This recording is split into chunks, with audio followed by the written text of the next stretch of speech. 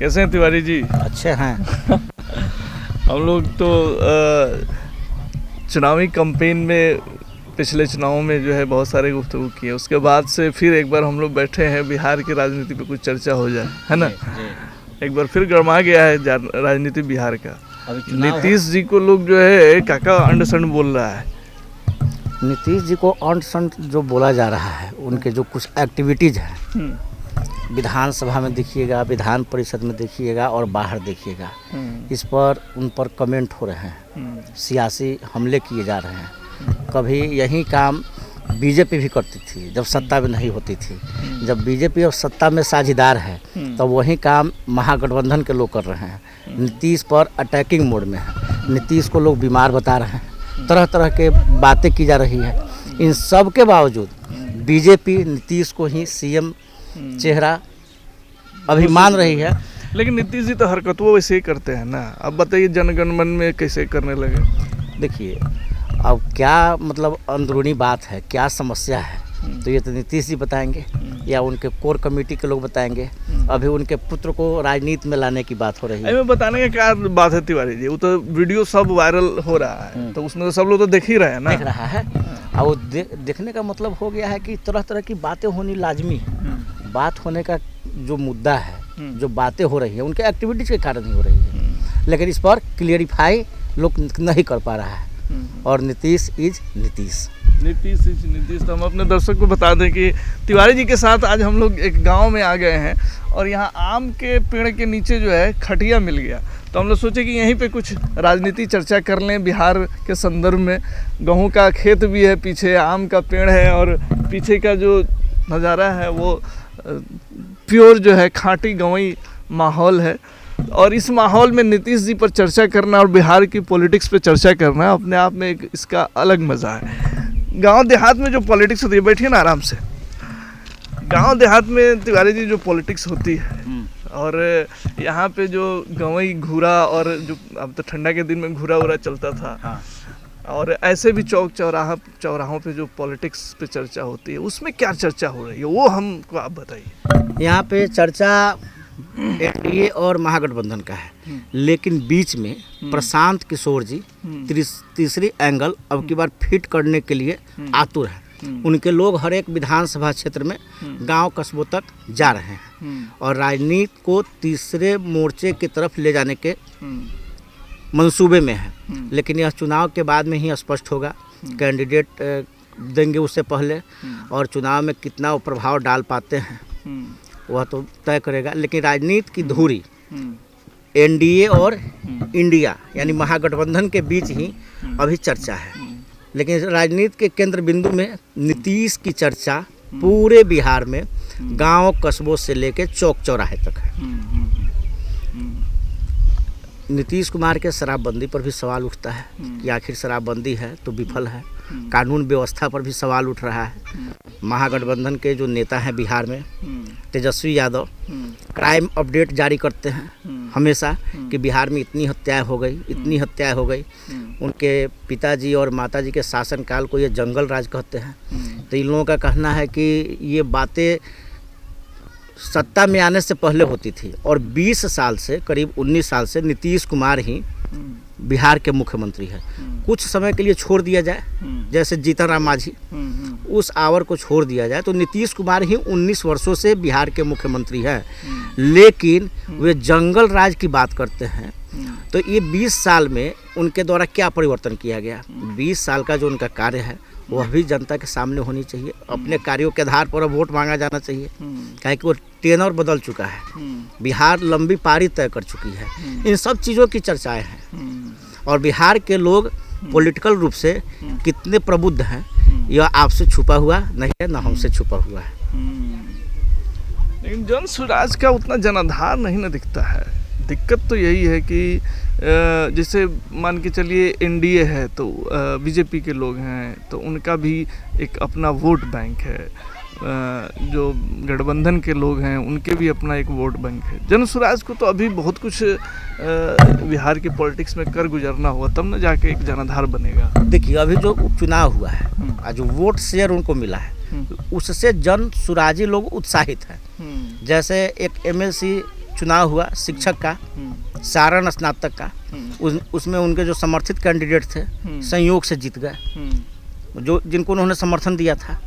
और उसके बाद में जब इनकी पार्टी इस बार बनी है, 2024 में पार्टी बनी, और पार्टी बनने के बाद में पहला चुनाव ये लोग लड़े, तो लगभग 20% के आसपास में जो वोट आ गया है, और इनका जो वोट शेयर बढ़ा है, उससे ये समझ रहे हैं कि हमारे साथ नई समीकरण बनने की बात हो रही है, और नया समीकरण को लेकर के बिहार के सियासत को ये बदलना चाह रहे हैं। लेकिन बिहार की राजनीति के केंद्र बिंदु में आज भी इंडिया और एनडीए ही है, और नीतीश कुमार को कोई इग्नोर नहीं करना चाह रहा है। भाजपा भी नहीं चाह रही है कि नीतीश कुमार हमारे पाले से जाए, जैसे इनके पाले से जाएंगे तो राजद वाले लपक लेंगे। तो ये अभी हो गए हैं एकदम बीच के महंत जी, मतलब जिधर जाएंगे उधर सत्ता जा रही है। तो पलटने का फिर लग रहा है क्या, कुछ हो सकता है क्या? नहीं, ऐसा कुछ होता दिख नहीं रहा है। कयासबाजी है, राजनीति अनिश्चितताओं का खेल है, कब कौन किसके साथ चला जाए इसकी कोई गारंटी नहीं है। लेकिन इसकी पृष्ठभूमि पहले से तैयार होने लगती है, लेकिन अभी ऐसा कुछ देखा नहीं जा रहा है। नीतीश कुमार अभी विधान परिषद में पूर्व सीएम राबड़ी देवी पर भी काफ़ी अटैकिंग मोड में थे, विधानसभा में भी विपक्ष के नेताओं पर अटैकिंग मोड में आ जा रहे हैं, और उस तरह की राजनीति नीतीश कुमार करते नहीं थे, लेकिन अजीबो गरीब राजनीति कर देते हैं। तो इससे लगता है कि वे अभी जहाँ हैं वहाँ रहेंगे। विपक्ष के लोग जो है बड़ा हमलावर है उनके स्वास्थ्य को लेकर के, सही में कुछ गड़बड़ है क्या? एक्टिविटीज तो दिखाता है तो उससे तो लगता है कि कुछ ना कुछ गड़बड़ी है, चेहरे का इम्प्रेशन, बोलने का तरीका, जबकि नीतीश कुमार उस राजनीति के लिए नहीं जाने जाते थे। नीतीश कुमार कोई भी बात काफ़ी तरीके से और शालीन तरीके से करते थे। उनके पुराने वीडियो जब आप देखेंगे लोकसभा में, तो उनके बातचीत करने का तरीका, चाहे जो इंटरव्यू देते थे उसमें वो दूसरे तरीके से होते थे। वह नीतीश कुमार तो अभी नहीं दिख रहे हैं, ये बदले हुए नीतीश कुमार हैं। और बिहार में तो भाजपा वाले लोग कैसे पचा रहे हैं इनको? सत्ता के लिए। अभी अगर नीतीश कुमार कह दे कि हमें भाजपा के साथ नहीं रहना है, तो फिर नई सरकार बन जाना है, यह सब कोई जानते हैं। वहीं भाजपा वाले से जब अलग हुए थे तो भाजपा वाले कहते थे कि कभी नहीं लेंगे, कभी नहीं आएंगे। तो लेकिन क्या मतलब मेरा ये इस संदर्भ में कॉन्टेस्ट ये है कि क्या इलेक्शन के अनकरीब कुछ चीज़ें जो है बड़े पैमाने पे बदलेंगी क्या? इसको देखते हुए क्या कयास लगाया? देखिए, अभी विधानसभा चल रहा है, विधानसभा चलने जब समाप्त होगा तब सियासत में नई नई बातें होगी। सबसे पहले सीट शेयरिंग होगा। एनडीए में भाजपा है, जदयू है, लोजपा आर है, इसके अलावा हम हैं, और उपेंद्र कुशवाहा की पार्टी है। तो इन लोगों का एडजस्टमेंट जो होगा उस समय क्या होता है वह देखने वाली बात होगी। यही स्थिति महागठबंधन में होगी। महागठबंधन के साथ भी गांव में देख रहे हैं वो लड़की अभी चलाते जा रही है बुलेट। हाँ, कैमरा सहयोगी देखे हैं आप? लड़की बुलेट चला रही है। गांव इतना भी मतलब डेवलप कर गया, बहुत डेवलप कर गया है। हाँ। बहुत। जब बेटियां प्लेन चला सकती है तो गांव में बुलेट चला रही है, तो इसमें कोई अतिशयोक्ति नहीं होनी चाहिए। यही बदलता बिहार है।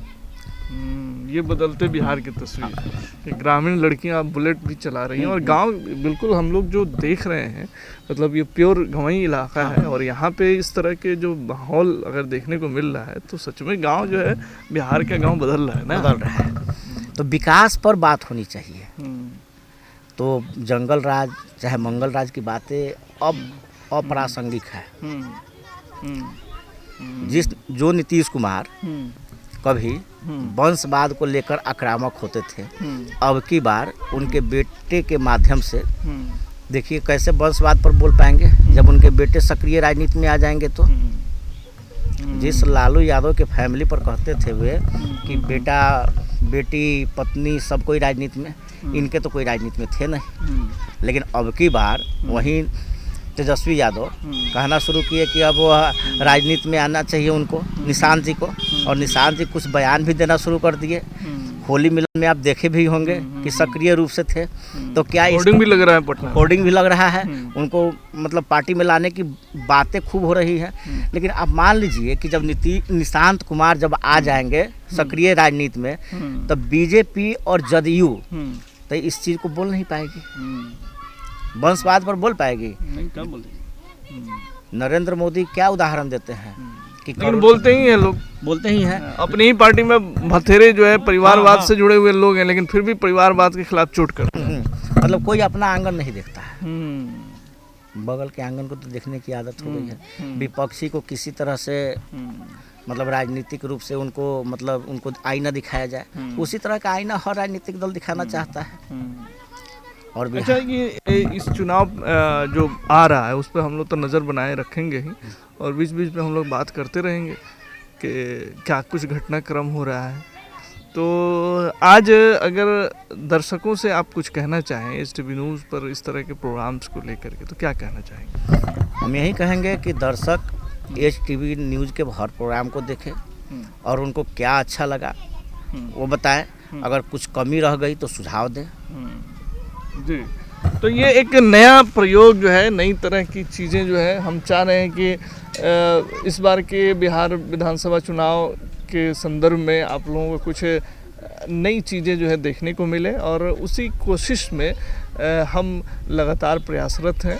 तो तिवारी जी के साथ ये आम के पेड़ के नीचे खटिया पर हमारी जो गुफ्तगू है वो कैसी लगी आपको बताइएगा ज़रूर। लेकिन मैं पर्सनली आपको बता दूं कि इस तरह के माहौल में बैठने का एक अलग आनंद है। मैं अपनी फीलिंग को नहीं बता आपसे शेयर कर सकता। जब पछुआ हवा चल रही है ना, ये पछुआ हवा चल रही है ठंडी ठंडी, और आम का पेड़ है, उसके नीचे खटिया है और पूरा खुला इन्वायरमेंट है, तो ऐसे इन्वायरमेंट शहर वालों को नसीब नहीं हो सकता। ये गांव, इस ऐसे इन्वायरमेंट के लिए गांव में ही आना पड़ेगा। देखिए पीछे गेहूं का खेत है ना, उससे पीछे वो मकई का खेत है? और यहाँ चचा जो है खैनी मलते हुए नज़र आया थोड़ा देर पहले इधर, है ना। बच्चे सब की किलकारियाँ हैं, और उधर भैंसी भी है ना, गाय उधर है ना।